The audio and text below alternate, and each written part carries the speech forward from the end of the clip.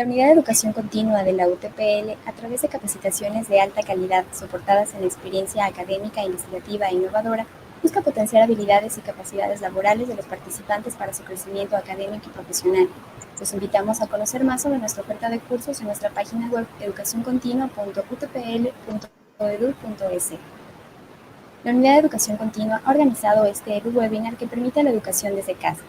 Damos continuación con el tema de esta tarde, trauma no accidental en la pandemia, dictado por nuestras invitadas, Patricia Díaz, especialista en ortopedia y traumatología, docente investigadora de la UTPL, Yadira Ludeña, doctora en medicina, especialista en cirugía, diplomado en laparoscopía avanzada, docente UTPL, Xiomara Carrera, docente investigadora de la sección de psicopedagogía, coordinación del grupo de investigación EduFam, doctora en desarrollo psicológico, familia, educación e intervención.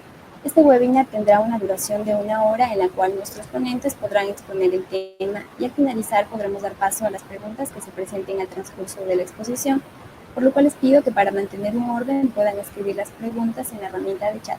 A continuación, damos paso a Patricia para que pueda dar inicio con el tema. Buenas tardes. Buenas tardes, muchas gracias por su presencia. Bienvenidos a este webinar en el que vamos a tratar un tema muy importante y agravado durante esta pandemia, que es el trauma no accidental. El trauma no accidental produce una mortalidad en niños menores de 3 años. En el 45% es causada por el maltrato infantil.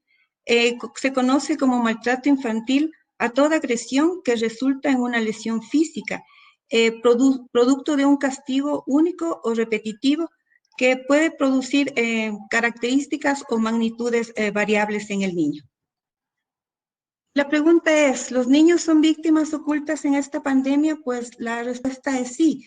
Al principio de esta cuarentena nos decían que teníamos que quedarnos en casa y vamos a estar seguros ahí.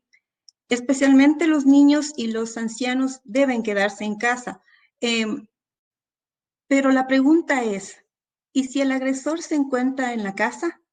Históricamente, hasta un 75% del maltrato infantil se produce por familiares o por alguna persona del entorno familiar. Entonces, estos traumas van a estar agravados por el aislamiento social. También los colegios o las instituciones de educación están cerradas y muchas de estas instituciones son las que denuncian el maltrato infantil. Hay una relación muy estrecha también entre pobreza y maltrato infantil. Y por último, los sistemas de salud están colapsados. Todos estamos enfocados en el COVID y las lesiones por trauma no accidental pueden pasar por alto. Es por eso que debemos estar atentos, porque una lesión causada por maltrato infantil puede producir en la edad adulta una condición crónica, tanto para la salud física como para la salud mental. El maltrato infantil es un problema de salud pública, es la enfermedad crónica de nuestra sociedad y factores como el poco conocimiento o la experiencia poca en los profesionales de salud nos pueden dar a pensar que este problema es poco identificado o subdiagnosticado. Si nosotros vemos esas cifras, pues vemos la magnitud de este problema, porque el 50% de todas las fracturas en niños menores de 1 año son causadas por maltrato infantil. La tasa de muerte por maltrato infantil es muy alta. En menores de 3 años llega hasta el 80% y en niños menores de 1 año al 40%. Si hay un segundo incidente, va a ser fatal. Se van a producir una mortalidad del 5 a 10%. Y realmente cuando vemos esta cifra, se hace un nudo en la garganta porque 50,000 muertes anuales por maltrato físico realmente es muy importante. Los factores de riesgo no siempre predicen una lesión por maltrato infantil, pero en algunas poblaciones podemos ver que los niños pueden ser vulnerables a este maltrato infantil. Por ejemplo, situaciones que los vuelven vulnerables son el bajo peso, ser prematuro, ser producto de un embarazo no deseado o tener una discapacidad física o intelectual. Los factores, en cambio, relacionados con el cuidador son tener una baja autoestima, haber sido un niño maltratado, tener una historia de abuso de drogas o alcohol, ser padres adolescentes o ser una madre soltera. Los factores de riesgo, en cambio, de la parte ambiental, son este escenario que estamos viendo del COVID, que es el aislamiento social, la pobreza y el desempleo. La edad temprana es un indicador clave para detectar un trauma esquelético provocado. Hay un estudio en el cual se revisó las fracturas accidentales de las fracturas causadas por otra causa. Y ahí los resultados son importantes porque nos dice que el sitio y el tipo de la fractura juntado a la etapa del desarrollo del niño son muy sutiles o muy sensibles para diagnosticar un trauma accidental provocado. Por eso nosotros debemos entender que las lesiones por trauma no accidental no miran raza, no miran la religión y tampoco el nivel socioeconómico. Ya entrando a la historia clínica, sabemos que del 2 al 10% de todas las lesiones nosotros las vemos o las revisamos en la emergencia. Es difícil diagnosticar el abuso infantil. Por eso nosotros tenemos que hacer una investigación muy detallada. Nosotros tenemos que ir a investigar si ese niño tuvo algún trauma durante su nacimiento, si tiene alguna condición de discapacidad, sobre todo revisar su curva de crecimiento y desarrollo. También es importante saber si tiene está tomando alguna medicación o algún suplemento vitamínico. Tenemos que entender que nuestra misión como médicos es conocer si estamos ante una lesión no accidental. En ningún momento nosotros tenemos que hacernos o identificar al agresor, ni tampoco es nuestra misión acusar. Por eso es que nuestras preguntas deben ser totalmente abiertas. Debemos ir a preguntar dónde ocurrió, cómo ocurrió la lesión, cuándo ocurrió y sobre todo preguntar si hubieron testigos.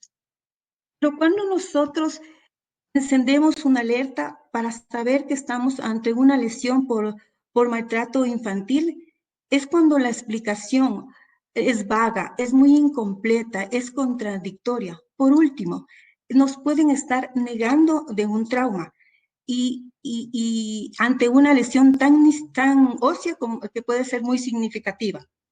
También nos pueden decir una historia cambiante. Varios testigos nos pueden dar otro relato. Es muy importante revisar la historia clínica de otros traumas, tal vez en otras instituciones, pero es importante documentar esto. También otro dato que tenemos que averiguarlo es el retraso en busca de la atención. Es muy sospechoso de maltrato infantil. Las lesiones por trauma no accidental son muy variadas. Pueden venirnos desde lesiones muy simples a lesiones muy complejas que pueden estar comprometiendo la vida del niño. Dentro de las lesiones más frecuentes o más comunes, a la cabeza están las lesiones de los tejidos blandos. En segundo lugar, son las fracturas. Por eso es que nosotros debemos hacer un examen completo y minucioso y ordenado cuando estamos inspeccionando al niño. Las lesiones por accidentales en los niños son muy frecuentes y hay sitios específicos para buscarlos, como tenemos en la cara, la frente, la nariz y la boca. También en la región occipital. Pero del otro lado, si nosotros vemos, en cambio vamos a ver sitios que son muy poco frecuentes para las lesiones accidentales. Y ojo cuando hay una lesión sobre los ojos, sobre las orejas, sobre el cuello, sobre el tórax o el abdomen, sobre la región de las nalgas y sobre todo sobre la cabeza en sus sitios laterales. A estas también lesiones provocadas en estos sitios se las conoce como lesiones centinelas. Y estas lesiones nos pueden decir que detrás de estas hay una lesión muy, muy grave. Alerta cuando tenemos este denominado TIN4. ¿Qué significa esto? Significa que las lesiones o las contusiones o los moretones que encontremos, especialmente en tórax, en las orejas o en el cuello, en niños menores de 4 años, son muy sospechosas de trauma infantil. Y todo hematoma que podemos encontrar en cualquier sitio del cuerpo en niños menores de 4 meses. También podemos encontrar lesiones en las que adopten la forma del elemento usado. Por ejemplo, puede ser una cuerda o un látigo. También otras lesiones que son muy frecuentes, estas que se denominan clúster, que no es nada más en la que el niño, por defenderse, se agacha y pone sus extremidades para defenderse. Entonces vamos a encontrar contusiones o hematomas en la cara anterior de la tibia, en los brazos y en la cabeza. Las mordeduras humanas son altamente sospechosas de un trauma no accidental o de un maltrato infantil. Ya entrando en la parte de la parte esquelética, tenemos dos tipos de fracturas, las fracturas que son de alta especificidad y las de moderada especificidad. Las fracturas de costilla son las terceras más comunes. A la cabeza están las lesiones craneales y en segundo lugar están las fracturas de los huesos largos. El 90% de los niños menores de 2 años que tengan fracturas en las costillas son altamente sospechosas de maltrato infantil. El 80% de las fracturas de fémur en niños menores de 1 año también son sospechosas. No tenemos un trazo pactonomónico en cuanto al trazo de fractura. Puede ser un trazo transverso o puede ser un trazo espiroideo. Cualquier fractura en cualquier segmento del húmero, ya sea en su epífisis, diáfisis o metáfisis, que sean menores de 18 meses, también son muy sospechosas. Las denominadas fracturas metafisarias o de la espina epifisaria también son muy, muy sospechosas. Y a veces a estas no son tan fáciles de reconocerlas. Y se producen por un mecanismo de tracción y de rotación en cualquier hueso largo. Otras también de alta especificidad son fracturas múltiples, la fractura de la escápula, el esternón y de las apófisis espinosas. Las fracturas de moderada especificidad, estas hay que tener mucho cuidado porque a veces los padres nos dicen, la lesión fue hace 2 días, pero nosotros radiográficamente podemos ver este callo aquí en esta fractura de húmero exuberante y sabemos que esa lesión no fue hace 2 días, sino fue aproximadamente hace 21 días. Por eso hay que estar muy atentos a la edad que tiene la consolidación de la fractura. Este estudio esquelético es la piedra angular para el diagnóstico. Nosotros realizamos un estudio esquelético cuando los niños son menores de 2 años y cuando existe una sospecha por trauma no accidental. También los utilizamos cuando hay una discapacidad intelectual y una lesión intracraneal. No los utilizamos cuando los niños son verbales, cuando son caminadores y sobre todo cuando son mayores de 5 años. A veces, como les dije, hay lesiones que son difíciles de ver y que son estas de la esquina epifisaria. Pero si nuestra intuición nos dice que algo está pasando mal, podemos volver a revisar o realizar este estudio esquelético 2 semanas después y ya vamos a encontrar una reacción perióstica o un callo que se denomina blando. Estas radiografías que hacemos en este estudio esquelético son proyecciones antero-posterior y lateral, tanto del esqueleto apendicular como del esqueleto axial.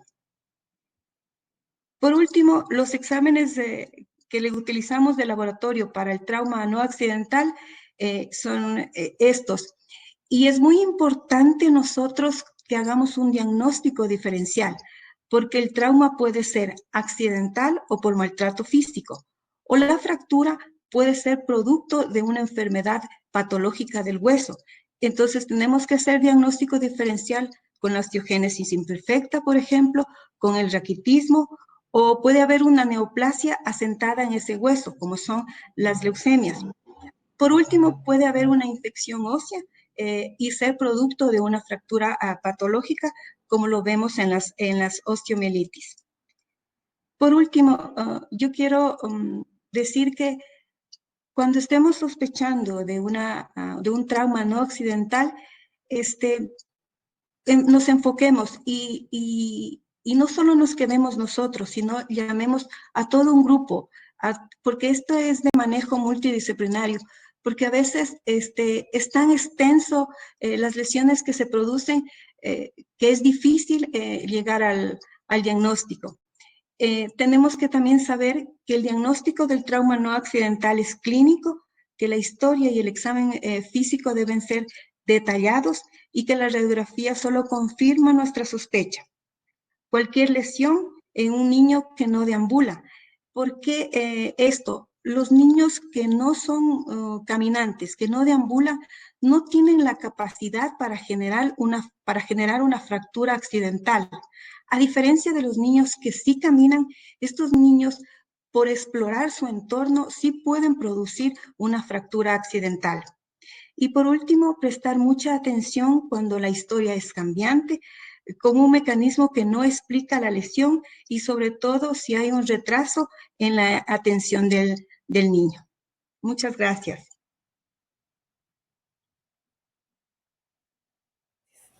Bueno, buenas tardes con todos. Voy a conversar un poquito con ustedes acerca de lo que es el trauma abdominal y lesiones de la cabeza no accidentales.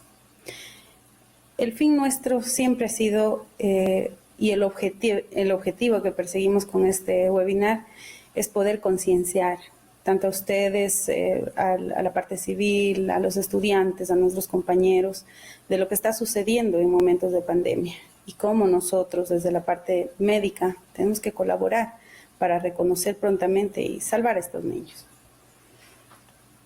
Partimos de la premisa que el diagnóstico de trauma abdominal y cráneoencefálico es difícil en niños, pero asociarlo al abuso infantil es aún mucho más difícil. Será un verdadero reto para todos nosotros. En cuanto a la incidencia, bueno, es variable, depende de cada país, depende del nivel socioeconómico, debe ser de la cultura, de las expresiones culturales que tenga cada población, va a variar mucho. De todas las admisiones hospitalarias de niños por diferentes causas de trauma, el 12% se debe al trauma no accidental, el cual lo asociamos directamente con abuso, maltrato infantil. Pero ojo, aquí viene un dato muy importante, que es el 93% de las muertes de los niños por trauma son debidas a trauma no accidental. Entonces directamente lo estamos relacionando con altos índices de mortalidad y esto es lo que preocupa. Las lesiones de la cabeza son más comunes dentro de los traumas de los niños abusados y llegan al 60%. Conducen de esta manera a mayor riesgo de muerte. ¿En qué edades? Bueno, los niños que debemos tomar en consideración tienen una mayor probabilidad o presentan con mayor probabilidad en edades entre los 5 años de edad.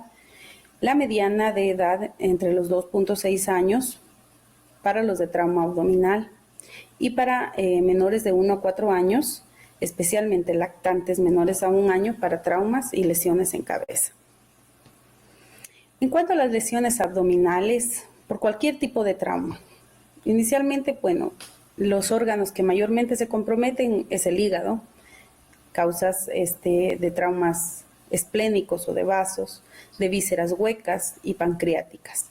Son menores estas dos últimas, pero son las que debemos tomar en consideración y son las directamente asociadas con traumatismos en los niños. Entonces debemos considerar que las lesiones de intestino delgado pueden ser de duodeno, pueden ser incluso de colon, pueden surgir accidentalmente, es verdad. Se le puede caer el niño, puede golpearse con el manubrio de una bicicleta, puede ser durante un accidente de tránsito, pero estas lesiones son más comunes en los niños maltratados. Por lo tanto, las lesiones de intestino delgado en niños pequeños necesitan siempre una consideración especial. No reparar y pasar por alto, no, estudiar más a profundidad qué es lo que pasó, buscar la verdad. En cuanto al manejo, el manejo involucra a todo el equipo de salud, desde que llega, todo el equipo de salud. La enfermera que nos acompaña puede evaluar incluso actitudes de los padres, puede escuchar muchos del equipo. A veces escuchamos conversaciones vagas entre los familiares, entre el niño y sus cuidadores, ¿sí? Entonces, todo el equipo de salud debe involucrarse para el manejo de los niños. Obviamente, el manejo del trauma pertenece a la parte médica y así lo abordaríamos con los criterios internacionales para el mismo. Pero no nos debemos quedar allí.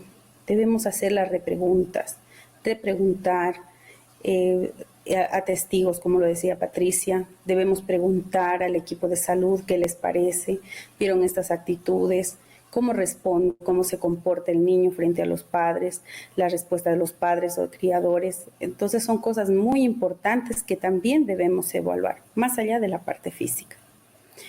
Y debemos asociar y buscar patrones de trauma. Entonces es importante conocer estos patrones de trauma, conocer estas asociaciones y literalmente tomar la sartén por el mango y saber que si nos llega un niño desnutrido en una edad entre 1 y 5 años, con lesión del intestino, una lesión a nivel de su cabeza, trauma craneoencefálico o una lesión pancreática, directamente tenemos que pensar en un abuso o maltrato infantil y no debemos descartar, sino luego de haber agotado todas las posibilidades y investigación con nuestro equipo de psicólogos incluso. Pero más aún, nos puede causar alta mortalidad. Y esta mortalidad va directamente asociada con el maltrato infantil. Los niños que son maltratados presentan lesiones mucho más graves de aquellos que se lesionan en un accidente de tránsito o, como les decía, con un manubrio de una bicicleta. Son mucho más graves en una relación del 22.6% a un 6.3%. Son admitidos mucho más frecuentemente en una unidad de cuidados intensivos todos estos niños que sufren maltratos, porque sus lesiones son más graves. Casi al doble del porcentaje de los niños que vienen por un trauma de un accidente. De manera que el abuso infantil, en comparación con las caídas, se asocia independientemente con un aumento de 6 veces más en la mortalidad hospitalaria.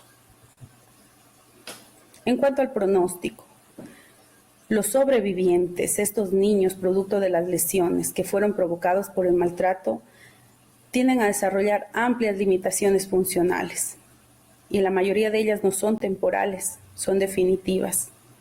Y con mayor frecuencia, obviamente, lo presentan este tipo de niños versus los productos de accidentes involuntarios, del 8.7% frente al 2.7%. Lo más triste aún y preocupante es que no se toman las medidas necesarias, porque a veces no lo denunciamos, no lo vemos, no lo diagnosticamos como tal. Y la mayoría de los niños regresan a sus hogares. En conclusión, El abuso infantil representa una gran proporción de muertes por traumas en niños menores de 5 años. Las lesiones intracraneales, lesiones de la cabeza, son comunes en el abuso infantil y aumentan sustancialmente el riesgo de muerte.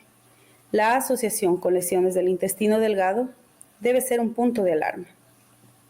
Prevenir el abuso en bebés y niños pequeños debe ser una prioridad de salud pública. Prefiero pedir disculpas a los padres por un interrogatorio de pronto insistente de uno u otro miembro del personal antes que pedir perdón sobre una tumba de un niño. Gracias. De igual manera, les invitamos a que en la parte derecha, en la herramienta, nos ayuden con cualquier duda que tengan acerca de la intervención de la doctora y vamos a esperar unos minutitos a que cargue la presentación de las nuevas diapositivas. Buenas tardes, queridos participantes. Buenas tardes, doctora Patricia Yadira. Gracias por la invitación. Con su introducción y con todo ese enorme bagaje de conocimientos que tienen frente a la violencia infantil, es importante decir que también no solamente es la parte física, como nos decía la doctora Yadira al finalizar, preferible pedir perdón a los padres después de una consulta que después pedir perdón en una tumba. Que muy profundo ese pensamiento y muy profundo tiene que ser también las acciones que ustedes tienen que ver como doctores que están en su ejercicio. La violencia intrafamiliar en sus distintas formas y con distintas víctimas es un problema que enfrentamos desde diversas disciplinas, médicos, docentes, psicólogos, abogados, entre otros. Es muy complejo el trabajo que ustedes realizan en el diagnóstico y con esto también del problema del COVID, que siempre es un trabajo más frente a esta problemática.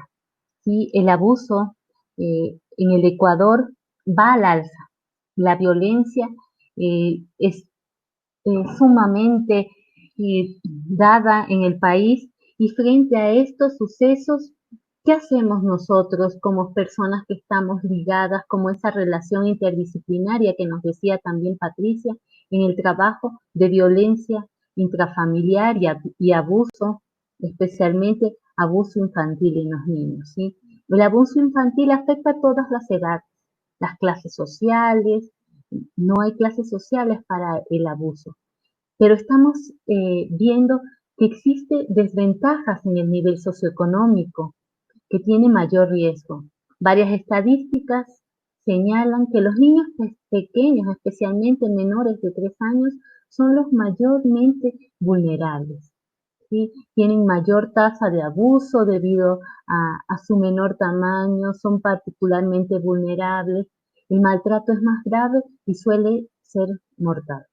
Los niños y jóvenes que están expuestos a la violencia doméstica experimentan no solamente daños físicos, sino también daños emocionales, mentales y sociales, que repercuten a lo largo de todo su desarrollo físico, afectivo, emocional y social.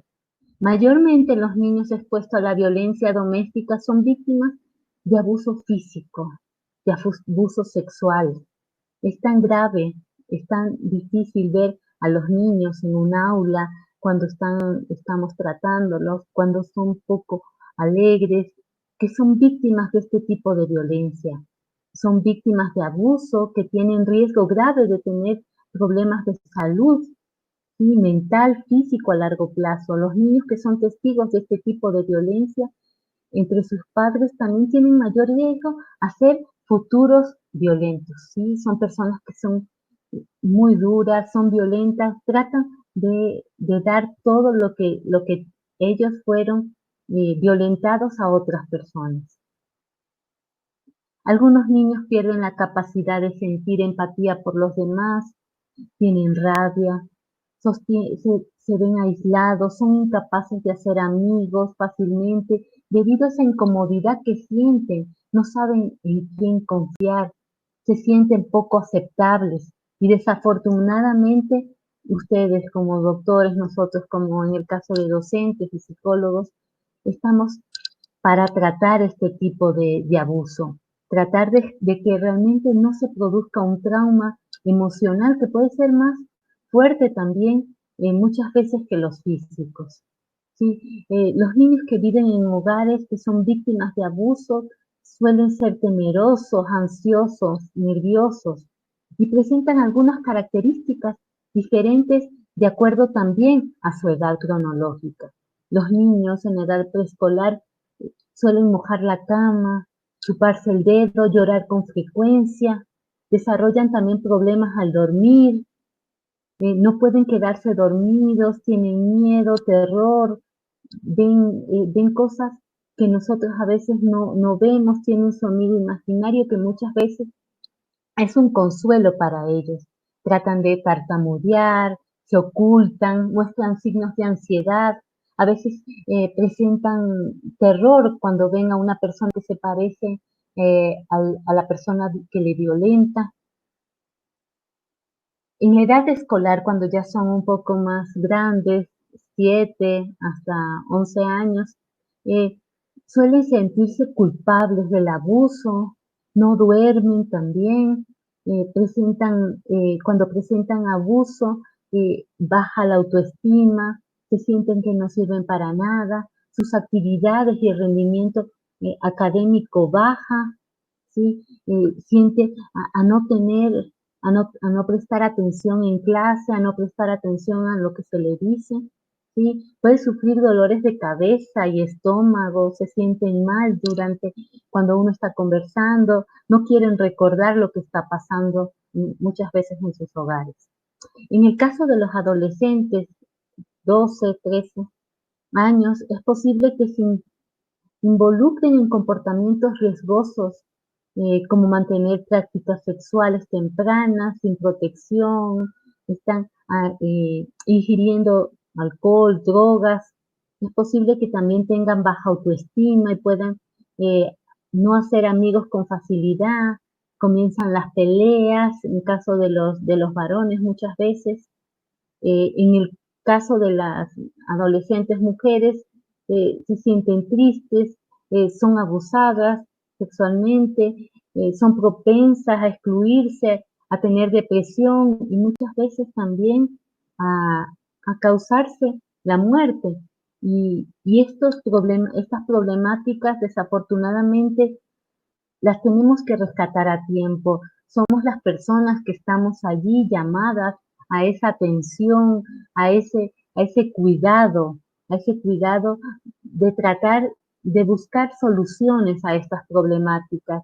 No podemos dejar ver nosotros que estamos encargadas de esto, a proveer también muchos factores para que puedan este niño cambiar y también cambian sus padres, a lo mejor no lo saben, a lo mejor fueron criados así y no estamos dando pautas, no estamos viendo luz para nuestro nuevo cambio de vida, ¿sí?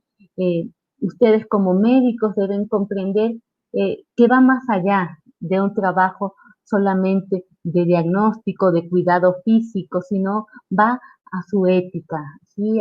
Desde su formación, desde la capacitación adecuada, desde todo ese diagnóstico que pueden ver, esa preparación que deben tener al detectar y afrontar, a tratar de investigar también cuáles son esos factores de riesgo, cuál es la frecuencia, la proporción que tiene también a la atención de estas víctimas.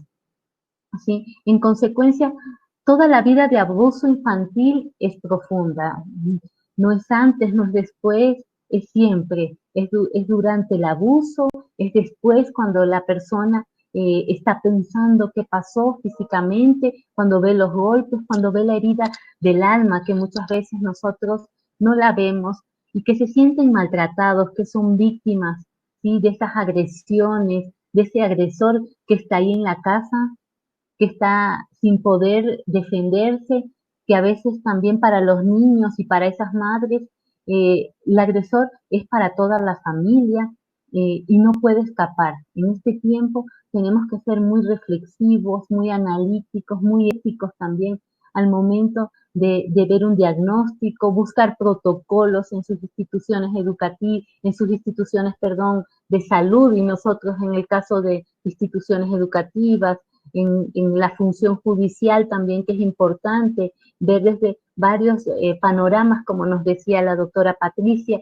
es multidisciplinario, un trabajo que se debe fomentar desde las instituciones educativas y desde las instituciones de salud para tratar y buscar protocolos que faciliten a ustedes el trabajo como médicos, en una sospecha, cuando existe sospecha, en el diagnóstico, luego en la denuncia, que muchas veces se hace tan complejo ver una denuncia, la ayuda que podamos brindar.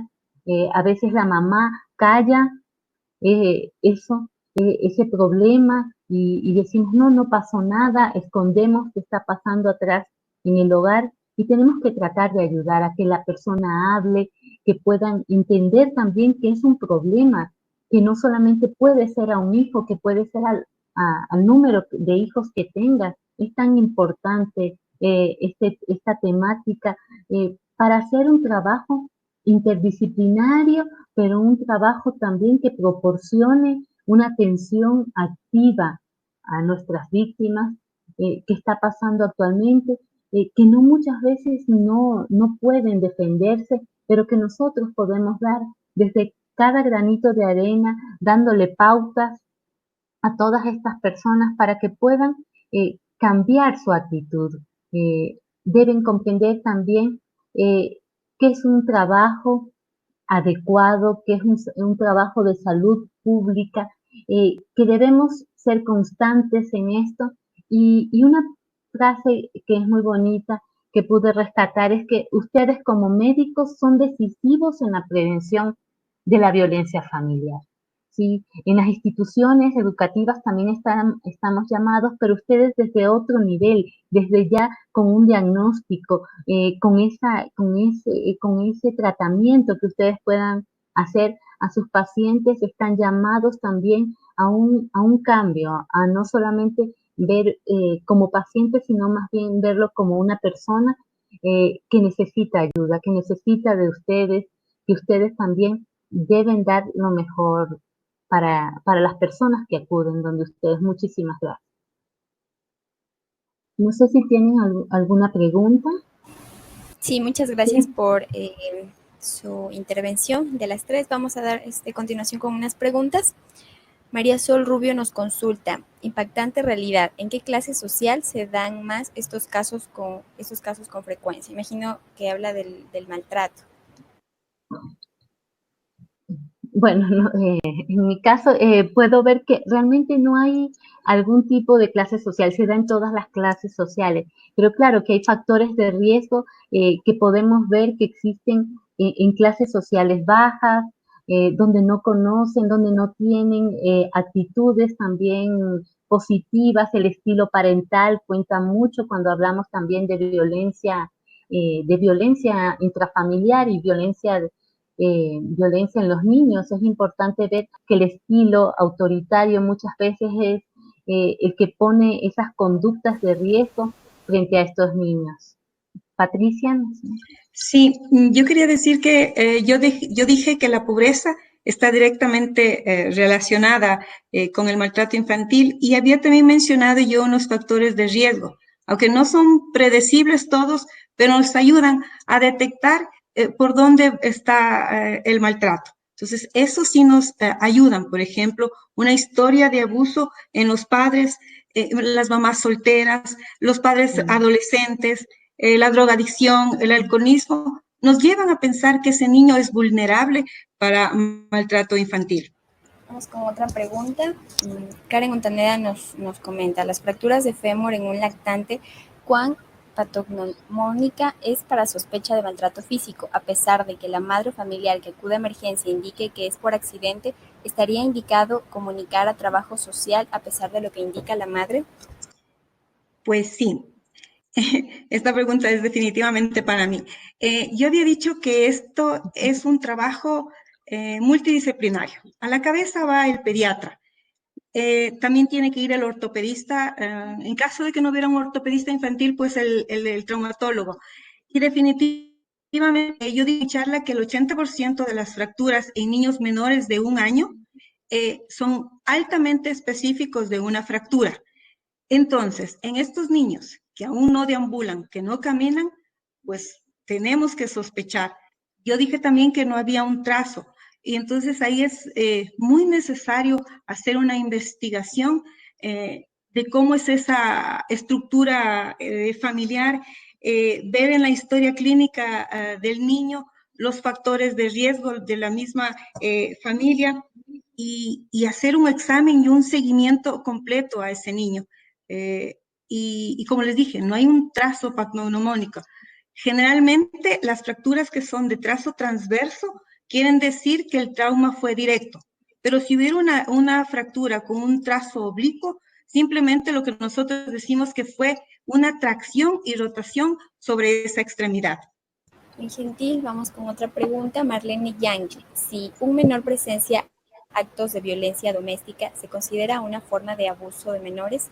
En caso afirmativo, ¿quién o a la madre Efectivamente, es un caso intrafamiliar, es violencia intrafamiliar. Vemos que el agresor puede ser padre o puede ser madre, o los dos muchas veces, y cada uno desde su realidad va captando esa violencia, independientemente que a veces sea solo para la madre el tipo de violencia, el niño va a ser afectado. ¿Sí?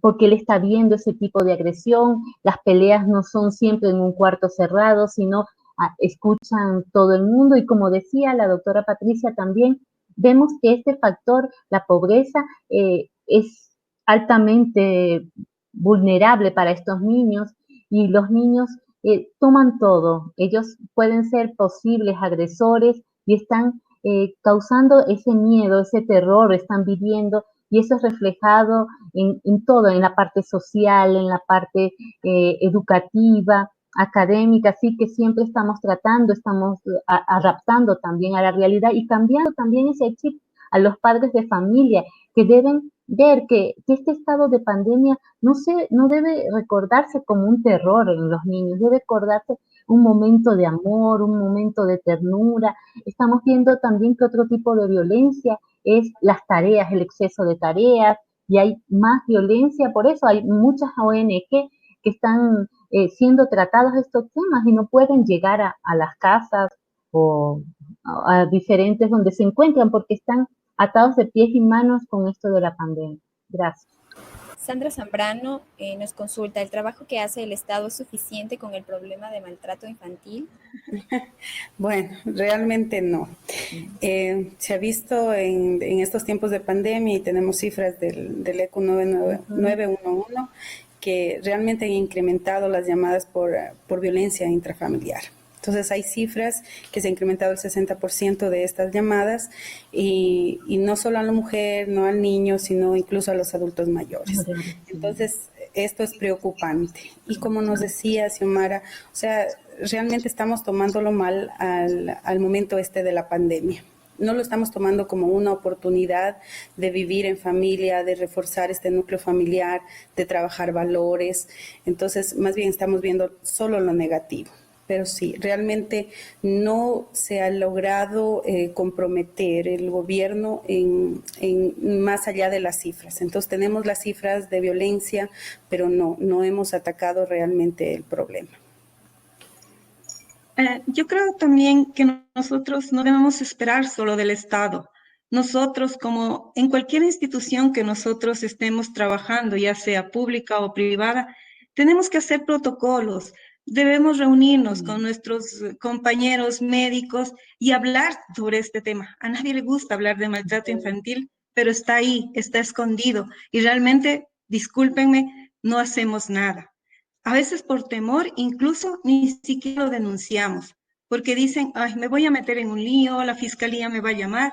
Entonces, no estamos cumpliendo verdaderamente, perdónennos, el rol. Y ya como dije, dentro de las instituciones nosotros tenemos que hacer protocolos. Y en esos protocolos debe estar todo el equipo, como dije, pediatra, traumatólogo, cirujano general, radiólogo, neurocirujano y el psicólogo. Ese es el verdaderamente equipo para tratar un niño con maltrato infantil.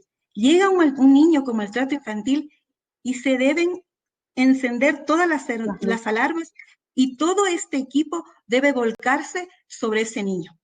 Sí, también leía y es tan interesante, Patricia, porque realmente este tema da muchas aristas que topar. Sí, hubiera sido interesante también tener la ayuda de un abogado que tiene todas estas características y puede tratar, porque yo veía lo del dilema moral de ustedes como doctores, que es tan complejo. A veces lo que me dice el paciente no lo puedo decir y se acabó, ¿sí? Ese también, ese juramento hipocrático que ustedes lo señalan así, que lo tienen que aplicar, versus a lo que está pasando, lo que puedo hacer yo como doctor para que esto pueda cambiar esta realidad de este niño, o la madre no quiere decir, o el padre, porque es el agresor. Entonces, ¿qué estamos haciendo? ¿Sí? ¿Cómo tratar también estos temas? Es difícil, pero que debemos ser llamados también a la reflexión. Es un tema tan bonito, mucha tela que cortar también para estos temas, pero que llevan a la necesidad de abordarlos.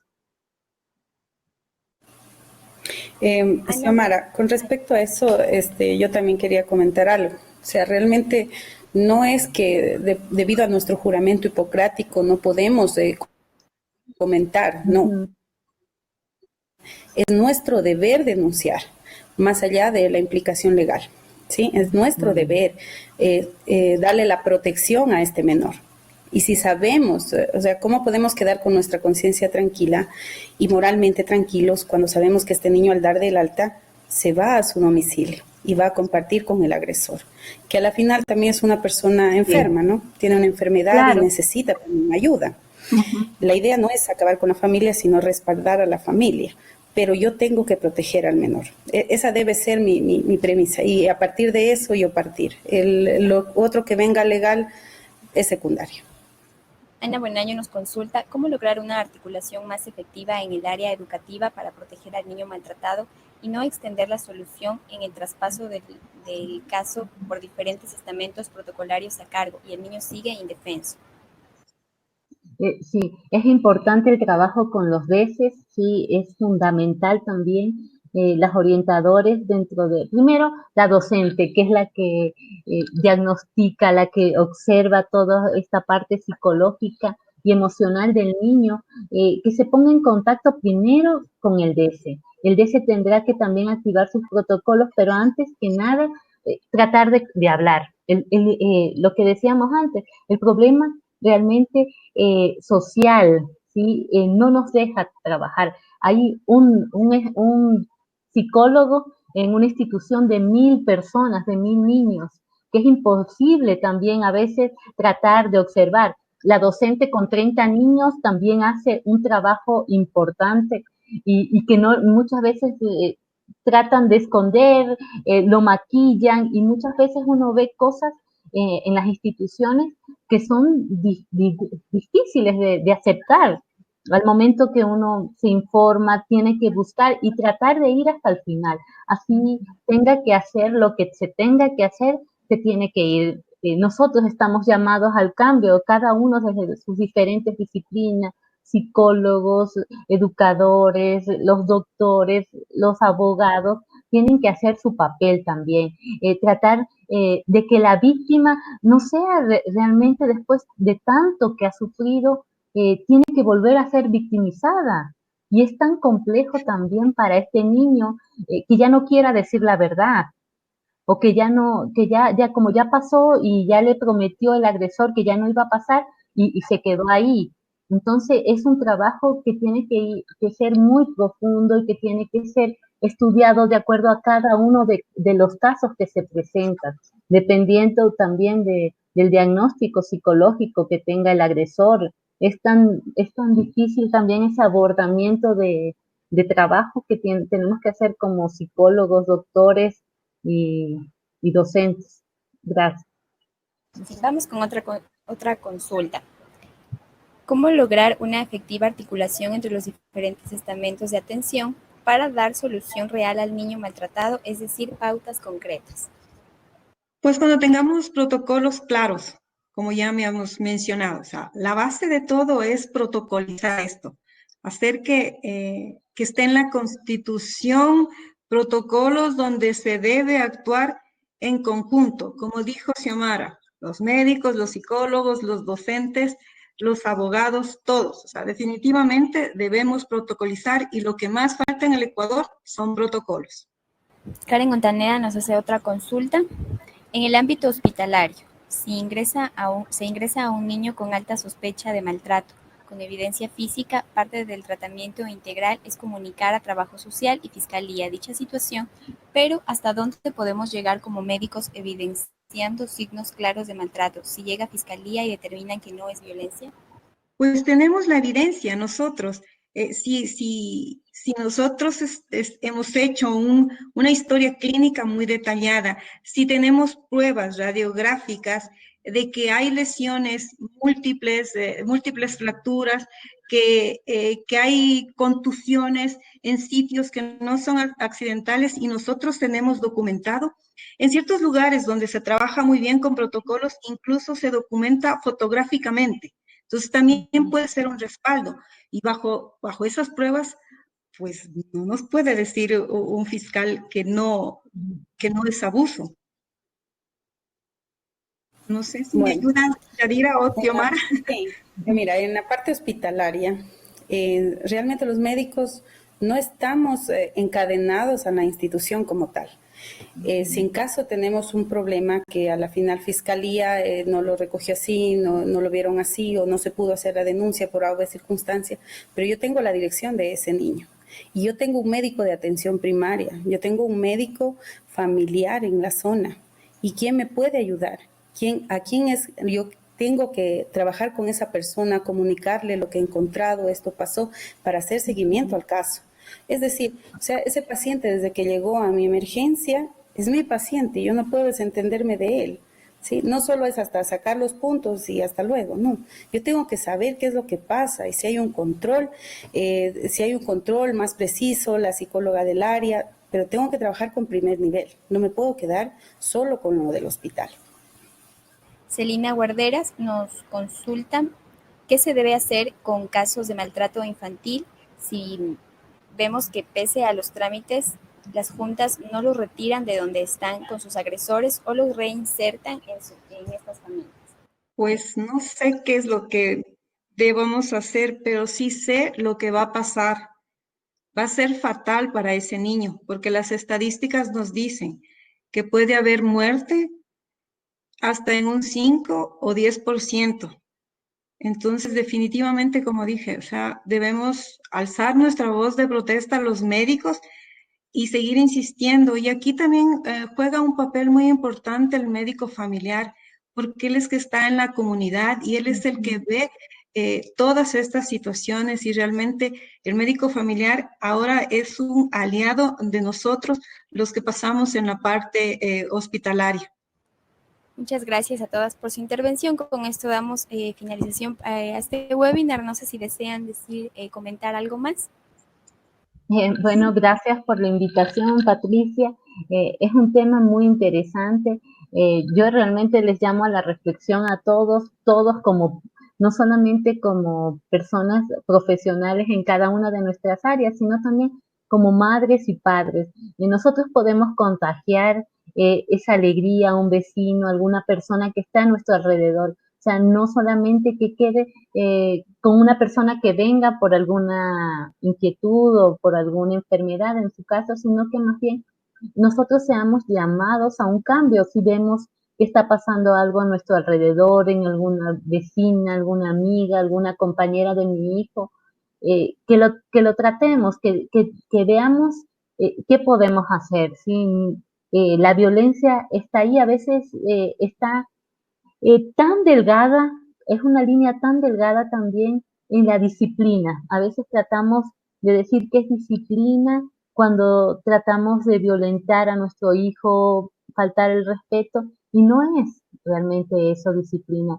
que tratemos de ver también que está en nuestras manos hacer un cambio, aunque sea una transformación pequeña a nuestro alrededor, en algún compañero, algún amigo de nuestro hijo que esté pasando eso, porque no hay clases sociales realmente en lo que está pasando con en la violencia intrafamiliar. Muchísimas gracias.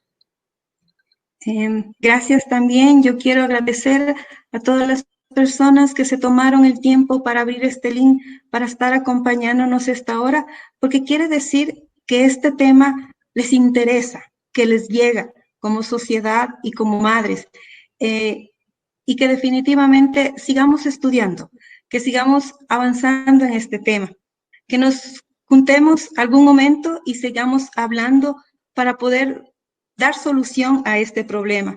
Infinitamente gracias a Yadira y Xiomara por acompañarnos. Buenas tardes. De igual manera, gracias por la invitación.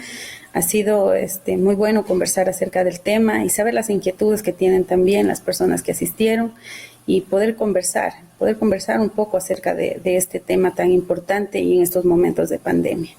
Realmente nos queda inconcluso, hay muchas cosas todavía que abordar, de pronto haríamos un nuevo webinar, pero lo importante es eso, es que ya creamos el inicio y esto es el inicio de seguirlo conversando. Luego hacer protocolos e intervenir en estos casos, que es lo importante. Gracias. Gracias por compartir con nosotros este importante tema y gracias a todos por participar de este webinar. Los invitamos a que continúen capacitándose junto a nosotros. Pueden conocer la oferta de nuestros cursos ingresando a educacioncontinua.utpl.edu.es. Que tengan una excelente noche.